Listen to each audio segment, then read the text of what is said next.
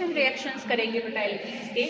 तो एल्कीन्स के अगर हम प्रिपरेशन रिएक्शंस को देखें तो सबसे पहला हम पहले क्या करने जा रहे हैं बेटा, इसके एल्कीन्स के मेथड्स ऑफ प्रिपरेशन। तो हम इसके अगर मेथड्स ऑफ प्रिपरेशन की बात करें तो सबसे पहले हम इसको भी किससे बना सकते हैं, अनसैचुरेटेड हाइड्रोकार्बन से। अब अनसैचुरेटेड हाइड्रोकार्बन तो देखो बेटा ये खुद भी है एल्कीन्स, ठीक है ना। तो अब हम इसको किससे बना सकते हैं, फिर यहाँ पर जो हम अनसैचुरेटेड हाइड्रोकार्बन लेंगे जैसे एल्कीन को प्रिपेयर करेंगे वो होंगे हमारे एल्कायंस, ठीक है। तो एल्कायन हम ले यहाँ पर कोई, अब तुम बुक में अगर देखोगे ना बेटा तो ये इस तरीके से बता हुआ है कि ऐसे बीच में एक हमारा रिएक्टेंट लिखा हुआ है, इधर भी उसको प्रोडक्ट बना रखे और इधर भी प्रोडक्ट बना रखे। ऐसे करके मैं दिखा दूं तो इस रिएक्शन से ऐसे परेशान मत होना। देखो बेटा ये यहाँ पर ऊपर एक ऐसा रिएक्शन है, ये बीच में हमारा रिएक्टेंट है, ऐसे भी प्रोडक्ट बना रखा है, ऐसे भी एक तरफ सिस बन रहा है और एक तरफ हमारा ये सिस है और एक तरफ हमारा बन रहा है ट्रांस। तो कैटलिस्ट अलग अलग लेने से सेम ही एल्कायन से हमारा क्या हो जाएगा बेटा, एक से सिस बनेगा और एक से हमारा ट्रांस बनेगा, ठीक है बेटा। तो यहाँ पर अगर मैं हाइड्रोजन और पैलेडियम मतलब पैलेडियम को पास करूंगी हाइड्रोजन की प्रेजेंस में तो देखो बेटा सीधा एल्केन ही बन जाता है। पर हम इसको क्या है, इसकी प्रोसेस को थोड़ा सा स्लो करेंगे, मतलब रोक देंगे कि दोनों पाई बॉन्ड ना टूटे। तो हम इसमें कैल्शियम कार्बोनेट और सल्फर का भी मिक्सचर डालते हैं, इसको थोड़ा स्लो डाउन करने के लिए कि ज्यादा हाइड्रोजन ऐड ना हो, ठीक है। इस पूरे कॉम्बिनेशन को ना हम लिंडलर्स कैटलिस्ट कहते हैं, ये इसका पर्टिकुलर नाम है, तो इसको हम लिंडलर्स कैटलिस्ट कहते हैं। तो अगर ये सारा ना लिखने की बजाय तुम खाली लिंडलर्स कैटलिस्ट भी लिख सकते हो। तो इसकी प्रेजेंस में अगर हम करेंगे तो हमें मिलेगा सिस आइसोमर, ठीक है। इस तरीके से हमारा एक एक H ऐड हो जाएगा और ऐसे ऐड होगा कि सिस आइसोमर बनेगा। और अगर हम यहाँ पर कैटलिस्ट ले सोडियम और लिक्विड अमोनिया तब हमारा यहाँ पर बनता है बेटा ट्रांस आइसोमर, कि इस तरीके से ट्रांस आइसोमर मिलेगा। कब मिलेगा, जब हम सोडियम मेटल को in presence of liquid ammonia मतलब सोडियम की प्रेजेंस में लिक्विड अमोनिया को पास करेंगे तो हमें ट्रांस मिलेगा, और जब लिंडलर्स कैटलिस्ट डालेंगे तो हमें अपना सिस आइसोमर मिलेगा। तो ये इसकी फर्स्ट प्रिपरेशन का मेथड था फ्रॉम एल्कायंस। सेकंड अब हम इसका देखेंगे प्रिपरेशन का मेथड। सेकंड प्रिपरेशन का इसका मेथड है फ्रॉम हेलो एल्कीन्स। तो हेलो एल्कीन से अगर हम इसको बनाएंगे तो हेलो एल्कीन देखो बेटा सबको बताएं कि कौन से होते हैं। तुम्हें अभी पीछे भी मैंने बताया था कि ऐसे हमारे एल्केन्स जिसमें हमारे हाइड्रोजन कुछ हाइड्रोजन या एक हाइड्रोजन अगर हम यहाँ जो ले रहे हैं हेलोजन से रिप्लेस्ड है। तो देखो बेटा जैसे कि मैंने यहाँ पर ये ले लिया, ये रिएक्शन इंपॉर्टेंट है बेटा, ठीक है। इसको अच्छे से याद करना क्योंकि ये तुम्हारा 12th में भी एज इट इज है, ठीक है। तो अब तुम देखो बेटा इसमें जब हम KOH डालेंगे और KOH भी कैसा डालेंगे, एल्कोहलिक, मतलब अल्कोहल में डिसॉल्व करके अगर हम इसमें KOH को डालेंगे तो यहाँ पर एक जो प्रोसेस होती है उसको हम डीहाइड्रोहेलोजिनेशन कहते हैं। तो पेपर में ऐसे भी आ जाता है बेटा व्हाट इज डीहाइड्रोहेलोजिनेशन। डीहाइड्रोहेलोजिनेशन कहते हैं, साथ में हम इसको बीटा एलिमिनेशन भी कह देते हैं, पेपर में ऐसे भी आया हुआ है why dehydrohalogenation of alkyl halide is called beta elimination. तो देखो ऐसे क्यों होता है, देखो डी का मतलब होता है रिमूवल, हाइड्रो मतलब हाइड्रोजन, हेलोजिनेशन मतलब हेलोजन। तो एक हाइड्रोजन और एक हेलोजन का मॉलिक्यूल यहाँ से क्या होगा, रिमूव होगा, यहाँ से निकल जाएगा। अब देखो हाइड्रोजन तो बहुत सारे हैं, ये वाला हाइड्रोजन क्यों नहीं निकला हम कहीं, तो हाइड्रोजन बेटा हमेशा निकलेगा। देखो जिस कार्बन का फंक्शनल ग्रुप होता है, जैसे यहाँ हेलोजन लगा हुआ है, that carbon is always called alpha carbon. अब उसके जो साथ वाला कार्बन होता है उसको हम कहते हैं बीटा कार्बन, ठीक है बेटा। तो हाइड्रोजन हमेशा जो एलिमिनेट होगा वो बीटा कार्बन से होगा, मतलब वो कार्बन जिसपे हेलोजन बंधा हुआ है उसके साथ वाले कार्बन से ही हमेशा हेलोजन निकलेगा, सॉरी हाइड्रोजन निकलेगा, क्योंकि हेलोजन तो एक जाएगा ही जाएगा। अब उसकी जो साथ वाला कार्बन है, चाहे इधर साथ वाला हो चाहे उधर साथ वाला हो, जैसे यहाँ एक ही है, हम दो वाला भी अभी मैं बताऊंगी। तो साथ वाले कार्बन से जब हाइड्रोजन जाएगा तो वो बीटा कार्बन से जाएगा हमेशा, इसलिए हम इसको बीटा एलिमिनेशन कहते हैं। अब देखो ये चला जाएगा, जब इन दोनों की एक एक बॉन्ड टूटेगी तो आपस में डबल बॉन्ड बना लेंगे, हमें एल्कीन मिल जाएगा। तो यहाँ पर देखो हमें ये एल्कीन मिलेगा। अब इस हेलोजन को ले जाएगा पोटेशियम, तो यहाँ पर एक निकलेगा KBr और इस OH को ले जाएगा ये OH, तो एक बनेगा यहाँ वाटर। तो ये रिएक्शन बेटा सब अच्छे से याद करेंगे, ठीक है। ये भी ध्यान रखना कि OH को एल्कोहल में डिसॉल्व करके हमें यहाँ पर डालना है, then we can get alkene, ठीक है बेटा। आ रही बात समझ में? अच्छा, अब हम यहीं पर एक और केस देखें कि अगर हमारा जैसे ये हेलोजन लगा हुआ है तो इधर भी अगर कार्बन है, मतलब अगर दो दो बीटा हमारे हाइड्रोजन हैं, दो दो बीटा कार्बन है, मान लो इस तरीके से हो बेटा कि देखो ये मैंने ले लिया 2 ब्रोमो ब्यूटेन, ठीक है। अब तुम देखो बेटा ये वाला ये हमारा अल्फा है, तो ये भी बीटा है और ये भी बीटा है, इसको मैं बीटा डैश कह दूं भाई, दोनों को थोड़ा डिफरेंशिएट करने के लिए।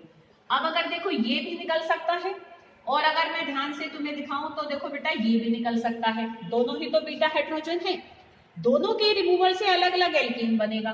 तो अब हम देखो उन दोनों केसेस को भी यहाँ पर लें, तो यहाँ पर भी हमने क्या डाला KH, बट कैसा एल्कोहलिक, ये बहुत ध्यान रखना है, एल्कोहल में ही घोल कर डालते हैं तभी हमें एल्कीन्स मिलते हैं, अगर हम पानी में घोल कर डाल देंगे तो हमें एल्कोहल्स मिल जाते हैं, ठीक है। तो वो केस हमें यहाँ नहीं करना, वो 12th में करेंगे। तो अब यहाँ देखो बेटा, अब अगर मान लो ये दोनों निकलते तो डबल बॉन्ड यहाँ थी, देखो जो दो निकलेंगे उन्हीं दोनों कार्बन के बीच में डबल बॉन्ड आएगी। तो अब तुम देखो बेटा यहाँ पर क्या प्रोडक्ट बनता है, देखो ये CH3, ये एज इट इज रहता CH2, ये निकल गया, तो यहाँ पर हमारा क्या रह जाता। अच्छा, इधर एक H तो ऑलरेडी पहले से होगा है ना, कार्बन की 3 बॉन्ड बनी हुई थी तो मैंने कंप्लीट किया जस्ट। तो अब ये Br निकल जाएगा तो यहाँ CH छूटेगा, यहाँ ये H निकल जाएगा तो इधर CH2 छूटेगा, और इन दोनों के बीच में डबल बॉन्ड आ जाएगी, जो दो निकलेंगे उन्हीं दोनों कार्बन के बीच में डबल बॉन्ड आ जाएगी, ठीक है। अच्छा, अब इसको मैं कहूँ कि भाई ये फर्स्ट एक तरीके से हमारी एलिमिनेशन है, तो ये फर्स्ट से तो हमें ये मिला। अब अगर एलिमिनेशन हो ये वाली, तो तुम देखो ये CH3 देखो यहाँ एज इट इज रहेगा, अब ये क्या है CH, और ये भी क्या बचेगा हमारा CH। तो अब देखो एक एल्कीन हमारी ये भी बन सकती है, both are isomers but they are different alkenes, different compounds. ये हमारा ब्यूट 1 है और ये हमारा ब्यूट 2 है। तो इसमें देखो बेटा हमेशा ये ज्यादा अमाउंट में बनेगा as compared to this alkene, ठीक है। तो ऐसा क्यों होता है बेटा कि जो एल्कीन ज्यादा सब्स्टिट्यूटेड होता है, ठीक है, ये इसको हम सिट्जेफ रूल से एक्सप्लेन कर सकते हैं कि हाउ कैन वी जज that which alkene get formed in larger amount by the dehydrohalogenation of alkene having more than 1 beta carbons। तो यहाँ जो रूल लगता है जिससे हम जज करते हैं कि कौन ज्यादा मात्रा में बनेगा, तो that rule is called Saytzeff rule. तो कई बार सिट्जेफ रूल भी पूछ लेते हैं कि क्या होता है सिट्जेफ रूल। तो जो एल्कीन ज्यादा सब्स्टिट्यूटेड होती है, मतलब जो डबल बॉन्ड वाले कार्बन है, उनकी फर्दर बॉन्ड कितनी कार्बन से है, यहाँ देखो इसकी दोनों ही बॉन्ड हाइड्रोजन से है, यहाँ इसकी एक बॉन्ड हाइड्रोजन से ही और एक ही बॉन्ड है बस कार्बन से। पर यहाँ अगर हम डबली बॉन्डेड दोनों कार्बन को लें तो दोनों के एक एक बॉन्ड हाइड्रोजन से है पर एक एक कार्बन से है, तो यहाँ ज्यादा सब्स्टिट्यूशन है। तो ज्यादा सब्स्टिट्यूटेड एल्कीन्स के में ज्यादा हाइपर कंजुगेशन हो जाती है, तो उस वजह से उसकी स्टेबिलिटी बढ़ जाती है, ठीक है बेटा। तो सिंपल तुम्हें क्या ध्यान में रखना है कि जो एल्कीन ज्यादा सब्स्टिट्यूटेड होती है that will be formed in larger amount according to Saytzeff rule, ठीक है। तो this is second method of preparation of alkenes. अब हम थर्ड देखेंगे बेटा। थर्ड हम हेलाइड से ही देख रहे हैं, मतलब एल्काइल हेलाइड से देख रहे हैं, पर हम एल्काइल डाई हेलाइड से देखेंगे। मतलब ऐसे हमारे एल्कीन्स हमारे एक तरीके से हलो एल्केन्स ही हम देख रहे हैं, पर जिसमें दो दो हेलोजन्स लगे हुए हैं, ठीक है बेटा। अब देखो जैसे कि मान लो मैंने ये ले लिया,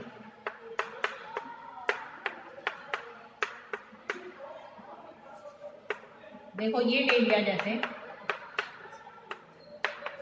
अब तुम देख सकते हो कि इसमें बेटा दो दो हमारे हेलोजन लगे हुए हैं। तो इसमें हम जिंक के साथ इसको जब गर्म करते हैं और यहाँ हम थोड़ा सा अल्कोहल डाल देते हैं सॉल्वेंट, तो यहाँ पर देखो ऐसे हम डाई हेलाइड्स को जिसमें दो हेलोजन्स है इसको ना विसिनल कहते हैं। देखो जब हेलोजन हमारे पास पास के दो एकदम कार्बन पर है, एक ही कार्बन पर जब होता है तो उसको जेमिनल डाई हेलाइड कहते हैं, और अगर अलग अलग कार्बन पर होता है वो कार्बन एडजेसेंट हो, बिल्कुल एक दूसरे के साथ हो, तो ऐसे डाई हेलाइड्स को हम विसिनल डाई हेलाइड्स कहते हैं। ऐसे VIC डॉट करके भी छोड़ देते हैं, तो विसिनल डाइहैलाइड से हम कैसे प्रिपेयर कर सकते हैं अपने एल्कीन को? तो कुछ नहीं है इसमें बेटा, हम सिंपल जिंक के साथ हम हीट करते हैं तो ये हमारा निकल जाएगा यहाँ से, जिंक के साथ ZnBr2 बना लेगा और इनके बीच में डबल बॉन्ड आ जाएगा। ठीक है, तो इस तरीके से एक सिंपल मेथड है टू प्रिपेयर एल्कीन्स। ठीक है, और साथ में क्या निकल जाएगा? ZnBr2। ठीक है, तो इस तरीके से हम इनको प्रिपेयर कर लेते हैं। तो इस प्रोसेस को हम डीहेलोजिनेशन कहेंगे, क्योंकि यहाँ सिर्फ हेलोजन रिमूव हुआ है हमारे कंपाउंड में से। जैसे वो डीहाइड्रोहेलोजिनेशन था, दिस इज कॉल्ड डीहेलोजिनेशन। ठीक है बेटा, तो इस तरीके से हम इनको विसिनल डाइहैलाइड से प्रिपेयर कर लेते हैं। अब हम देखेंगे अल्कोहल से कैसे प्रिपेयर कर सकते हैं अपने एल्कीन्स को। तो fourth method of preparation of alkene is from alcohols. ये तुम्हारा बेटा 12th में भी आता है। तो एल्कोहल से हम इनको कैसे प्रिपेयर कर सकते हैं? यहाँ ना बेटा टेम्परेचर याद रखना। देखो जैसे ये मैंने एल्कोहल को भी ऐसे में खोल कर बनाऊं, अगर चलो पहले खोल लेते हैं। देखो जैसे, और छोटा करके भी लिख के दिखा दूंगी। देखो ये एल्कोहल है कि जिसमें OH ग्रुप आ जाए। अब इसमें अल्कोहल को अगर बेटा हम एसिड की प्रेजेंस में, ठीक है, और पर्टिकुलर के टेम्परेचर होता है, जो तुम्हें 12th में टेम्परेचर की वैल्यू भी याद रखनी है। एल्कोहल को अगर हम 443 केल्विन पर एसिड के साथ अगर हम हीट करते हैं, ठीक है ना बेटा, तो हमें मिलते हैं हमेशा एल्कीन्स। ठीक है, ऐसे OH जाएगा और एक ही H चला जाएगा। पर टेम्परेचर की वैल्यू का बहुत ध्यान रखना है। अगर हम 413 केल्विन पर करते हैं ना तो ईथर्स मिलते हैं। तो क्योंकि हमें तो यहाँ एल्कीन चाहिए, तो एल्कीन बनाने का तरीका एल्कोहल से क्या होता है कि हमें उसको एसिड की प्रेजेंस में गर्म करना होता है, बट एट 443 केल्विन। ठीक है बेटा, तो यहाँ पर क्या बन जाएगा? इस तरीके से देखो एक एल्कीन हमें मिल जाएगा। ठीक है बेटा, आ रही है बात समझ में? तो ये हमने एल्कोहल से इसको प्रिपेयर किया। किसको प्रिपेयर किया?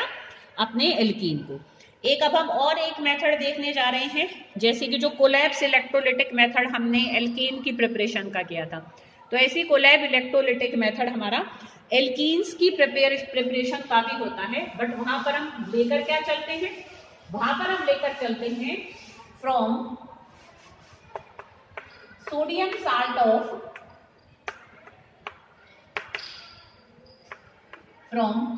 Salt of dicarboxylic acids. ठीक है, अब देखो थोड़ा सा इस चीज को पहले से समझ लो, फिर तुम्हें आराम से याद हो जाएगा। ध्यान हो तो बेटा, जब हमने कोलैप्स इलेक्ट्रोलिटिक मेथड को ही किया था, पर एल्कीन्स की प्रिपरेशन के लिए किया था, इसको भी हम कोलैप्स इलेक्ट्रोलिटिक मेथड ही कहते हैं। अब पेपर में आए तो तुम कोई सा भी लिख सकते हो, बट अगर वो स्पेशली पूछे give the Kolbe's electrolytic method to prepare an alkene, तो फिर हम इसी को लिखेंगे। देखो जब हमने एल्कीन का किया था, तब तुम्हें ध्यान हो तो मैंने ऐसे कहा था कि भाई हम एसिड की बजाय ऐसे उसका सोडियम साल्ट ले लेते हैं, क्योंकि जल्दी घुल जाता है। पोटेशियम साल्ट भी ले सकते हैं। ठीक है, यहाँ पर भी हम ऐसे एसिड का ही सोडियम या पोटेशियम साल्ट लेकर चलेंगे, पर वो होगी डाई कार्बोक्सिलिक एसिड। मतलब एक ऐसी एसिड जिसमें पहले से ही 2 कार्बोक्सिलिक ग्रुप्स हैं। देखो बेटा इस तरीके से, जैसे कि मान लो मैंने डाई कार्बोक्सिलिक एसिड बनाई। देखो ये देख सकते हो, इसमें 2 COH ग्रुप हैं। अब अगर इस H की जगह यहाँ पर क्या आ जाए? K आ जाए, तो ये हमारा है पोटेशियम कह लो, और अगर सोडियम लेती तो मैं सोडियम बना दूंगी। तो ये sodium salt of di carboxylic acid है। ऐसे इसमें हम क्या डालेंगे? पानी डालेंगे, और इसकी क्या करेंगे? इलेक्ट्रोलाइसिस करेंगे। ठीक है, ध्यान करो, मैंने तुम्हें बताया था कि ऐसे वो टूटे थे, केटाइन बना था, एक एनाइन बना था, फिर केटायन कैथोड की तरफ गए थे, एनायन एनोड की तरफ गए थे, और उन्होंने अपना स्टेबल प्रोडक्ट दिया था। तो सेम ऐसे ही होगा, तो हम उसको डिटेल में नहीं जाएंगे, सीधा रिएक्शन देखेंगे। देखो जैसे वहां पर भी ध्यान हो तो 2 कार्बन डाइऑक्साइड मॉलिक्यूल निकले थे। ठीक है, यहाँ पर क्योंकि एक में ही 2 हैं, तो ये एक अकेला ही 2 CO2 के मॉलिक्यूल को छोड़ देगा। ये जो 2 K हैं वो इस पानी के 2 OH के साथ मिलकर 2 KOH बना लेंगे। जो यहाँ हाइड्रोजन छूटेगा वो H2 गैस बनकर निकल जाएगा। पीछे क्या बचा? CH2। तो ये आपस में ही एक बॉन्ड और बनाकर हमें एक एल्कीन देगा। ठीक है बेटा, तो यहाँ पर CH2 डबल बॉन्ड CH2 ऐसे एल्कीन बन जाएगा। 2 यहाँ पर कार्बन डाइऑक्साइड के मॉलिक्यूल निकल जाएंगे, 2 यहाँ पर KOH बनेंगे, और एक यहाँ पर H2 मॉलिक्यूल गैस बनेगी। समझ में आ रही बेटा बात? तो अगर इसकी डिटेल देखनी है कौन सा कैथोड पर गया एनोड पर गया, तो तुम इलेक्ट्रोलिटिक मेथड जो एल्केन वाला है ना, एक बार उस वीडियो को दोबारा से देख लेना बेटा, ठीक है। तो इस तरीके से मैं थोड़ा जल्दी इसलिए कर रही हूँ बेटा, हमें ना और कामों में भी लगा दिए, बड़ी मुश्किल से अगर मैं वीडियो बना पा रही हूँ। हमें बहुत सारे गांव के बच्चों के घर में फ़ोन करना है उनकी फैमिली कार्ड के रिगार्डिंग।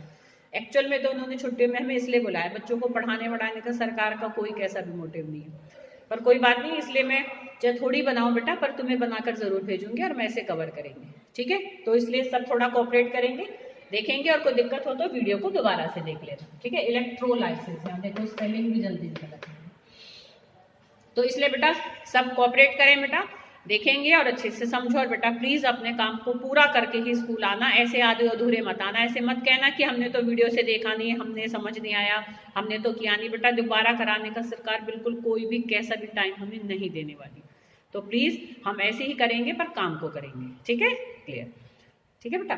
तो अब तुम देखो बेटा, ये हमारा था 5वां method to prepare dicarboxylic acids. तो ये सारे हमारे प्रिपरेशन के मेथड्स थे, किसके, एल्कीन्स के, ठीक है।